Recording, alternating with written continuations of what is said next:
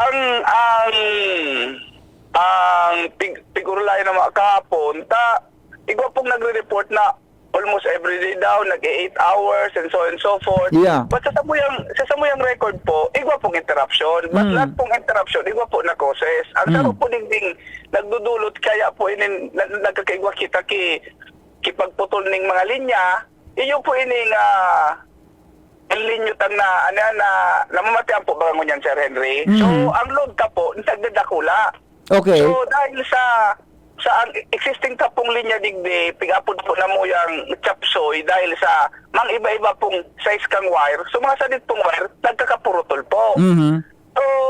So ang igi mo man po kang opisina ngunyan, nagkakaiwa po kami kipigapod na thermal scanning kaan. Okay. Galing ma-anticipate po na mo sa mga hotspot kaan. But dahil po, sir, sa lawak, sir, kang coverage, kang Aleco, so, dahil naman po yan maubos po overnight. Ang pagduwa po, ini pong mga vegetation. So, dahil sa grabe man po ang iki-clearing, nagkakagawa man po kami programang massive clearing. But same po, dahil sa malawak, dahil man po ini na mauubos in Sigida.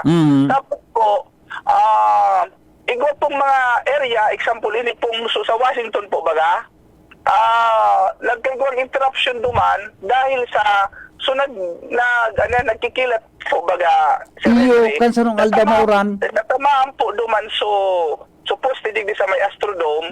So medyo nahaloy po dahil day ko man po, sir, pigtugutan so sa tuyang mga lineman na insigida sa katong po ito habang nagkikikilat. Okay. Day ko man po pwede so safety po kang sa tuyang pong mga lineman. Tapos po, Sir Henry, ang sa amin lang, pwede po na muya maraman sa mga lugar na nagsasabing nag-abot na 8 hours ang interruption. Dahil ang schedule lang po na muya, hanggang lang po 4 hours, kung igwa po kami schedule interruption kang Aleco. But minsan nga ni po, dahil po, pagpapabot na 4 hours, natatapos man agad.